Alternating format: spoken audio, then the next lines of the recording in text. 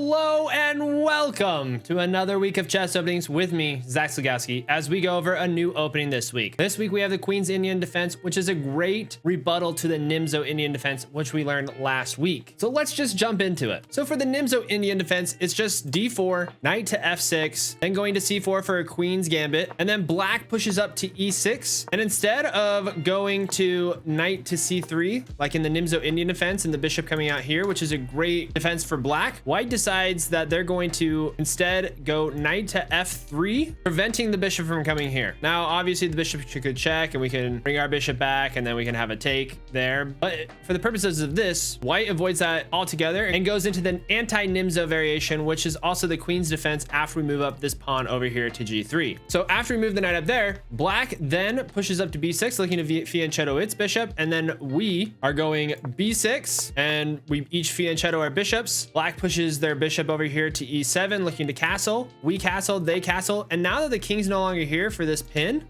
we can move the knight here, no problem at all, because if they do move out here, we can just move the knight and avoid that altogether. Very popular move for black to go here is to e4, trying to control this square and push up to f5 and solidify that outpost as much as possible. The big thing to note in this opening for white is this diagonal here is where all the fighting is happening. White's trying to take control of the d5 and e4 squares by getting a pawn up here and defending it as much as possible, while black is trying to neutralize that as much as possible. So this whole opening is a battle over these light squares right here. And so as long as you keep that principle in mind, you'll make sound moves to better protect your position as much as possible. So after black moves over here to e4, the queen will move over here to c2, looking to attack the black knight here on e4, adding another attacker. And black will solidify the structure with f5, and we just kind of play chess from there. This is the overall outcome that black wants as much as possible. So white is trying to neutralize it. So there's something like we could go here and add another attacker and attack this as much as possible. This knight is now pinned to this bishop. So if he was to move it, like say here, you could take here. If the knight takes here, we can take here, and white's in a better position because even after moving out, black's kind of trapped, and we can always return this bishop over here to g2. Now there's a couple different lines that we can go over. The first is that we're going to look at is when on the 7th move black moves to d5, which is a very normal looking chess move to make for black. After these bishops are fianchettoed and the castles happen and white moves his knight to c3, black lunges forward with d5, trying to take control of that center and take control of that pawn. Now black should not do this as much as possible because of the reasons below. After we take on d5, then white takes d5 again, and yeah, you are controlling this, but what you've done now is you've effectively taken black's bishop out of the game and given white the advantage there. We then develop our bishop over here to f4. They push up to c5, trying to dislodge this pawn. But that really doesn't solve black's weak pawn issue here on d5. The reason being, after we take there and they take there, these two pawns are very weak. There's no one really supporting them. You obviously have the two bishops, but you got to spend a lot of energy trying to protect them, and it's not a very strong center to begin with. White moves its knight to e5, which introduces the attacker here onto d4. So now we have 3 attackers. So black responds with going knight to a6. We bring our knight over here to c4, but now that this pawn is blocked, it can't just take here, because let's say it does take here, we take the queen, and you can bring that knight here, but then we have now unpinned this bishop and can take this bishop here. So it's not really good for black to ever move this pawn, and that's probably the weakest part of this pawn position. So the queen moves over here to d7, trying to get another rook in the game. And white responds with going knight to a5, attacking that bishop right away. Now, a lot of things, people could be like, hey, we could go here to e3 to attack that d5 pawn. The problem that you don't want is the pawn can come up here and fork your 2 knights. So from here, white has a pretty sizable advantage, about 2 points. And it's not much better because if you want to get the bishop out of the way already, it jumps up to 7. And with that happening, you can take that pawn. And if the trades happen, there's nothing that white can do to really save it. We're now barreling down here. So if black makes a really bad move, let's say going to, I don't know, e3, you can go here. After that trades here, we go here, and white's just better. So d5, theoretically over the long run, don't do it because it gives you that weak pawn structure that's really hard to come back from. The other line we're going to be looking at on the 7th move, instead of going to d5, we're going to be looking at knight to e4 instead. Now, knight to e4 is actually probably going to be more of the main line that black is going to want to do. So this is what you're most likely going to see when playing it.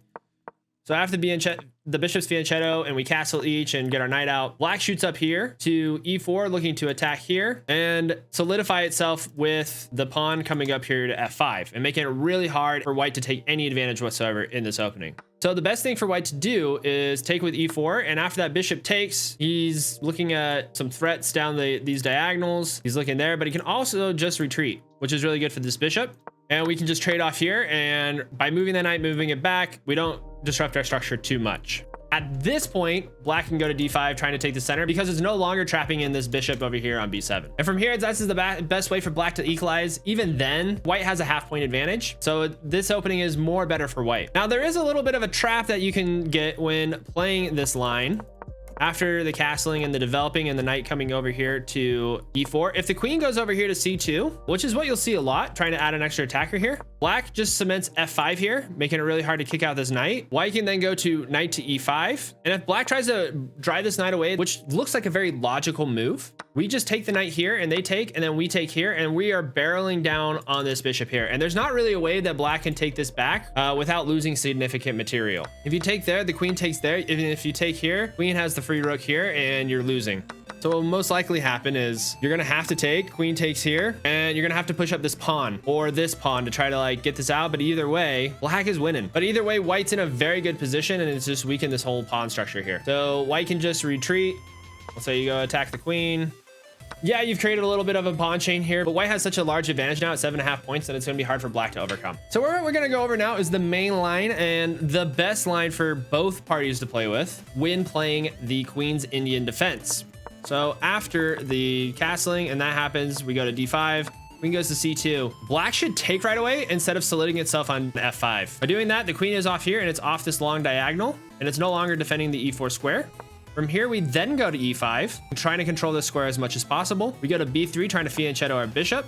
The bishop then gets on this diagonal, attacking this pawn. And this is when black now starts to get its other pieces into the game. We're kind of trying to fight over the center at this point, controlling the light squares. We trade off the bishops, and the d4 fight is still there. So this whole time, as long as you follow the principle of trying to control these two squares on this diagonal, you're gonna have a good time as either black or white. I know that as I've been playing this as white, if I can get my pawns here and solidify them on these two squares, it's really hard for black to maneuver around it, and I usually just slowly get a better position over time. Same goes for with black. As long as I control that diagonal, white has a hard time attacking me. So if you like that video, please like and subscribe to the YouTube channel. I also stream at Twitch at twitch.tv/ZachSlegowski, where I play all these openings with my viewers and then take that knowledge and distill it into a YouTube video for you to learn here. Our next video is going to be the Grand Prix attack, which is going to be another white opening to play against the Sicilian defense.